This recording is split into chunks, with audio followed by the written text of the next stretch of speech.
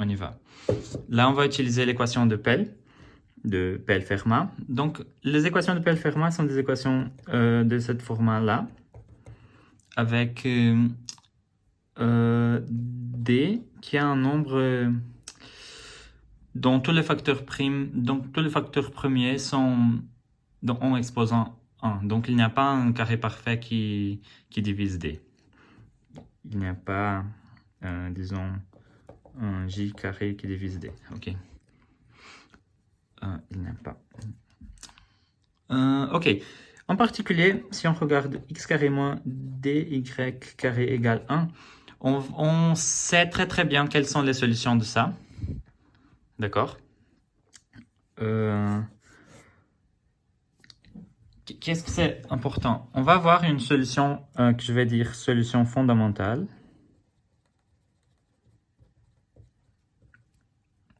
Qui va être disons, x1, y1. Et après, on va voir d'autres solutions qui...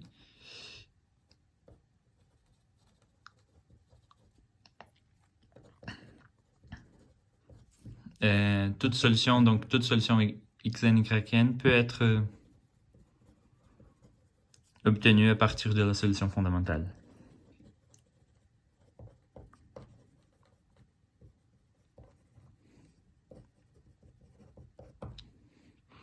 OK. Quelle est l'idée générale ici? Donc, on a... si on regarde genre le nombre x plus y racine de d, si on regarde ce nombre-là, et on définit la norme, donc on va définir une norme de x plus y racine de d, qui est x carré moins dy carré.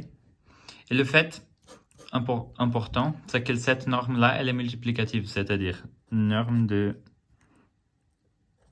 a fois b, c'est égal norme de a fois norme de b, où a et b sont deux nombres de la forme x plus y racine de d avec x et y entiers. D'accord? OK. Et avec ça, qu'est-ce qui se passe? À partir de ce fait-là, on peut prouver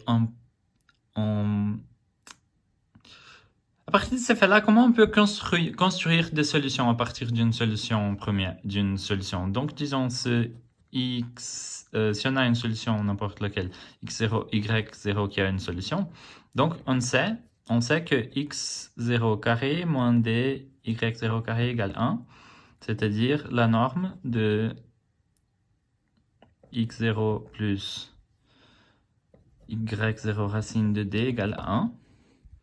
OK?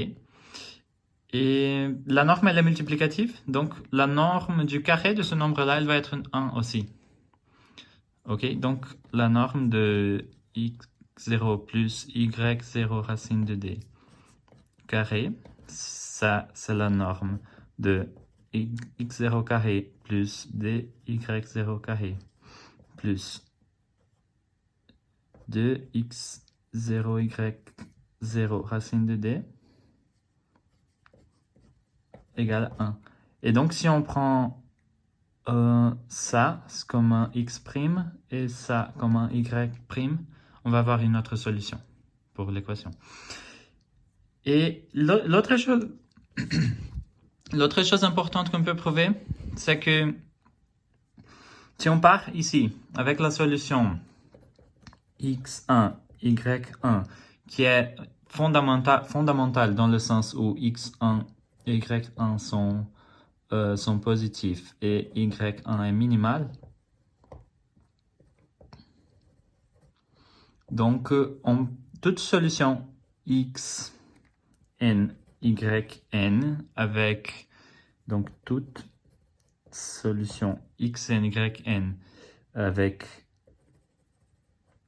x, n, y, n positif, est de la forme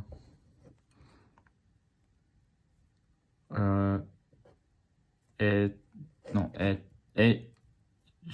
telle que xn plus yn racine de d égale x1 plus yn racine de d puissance n.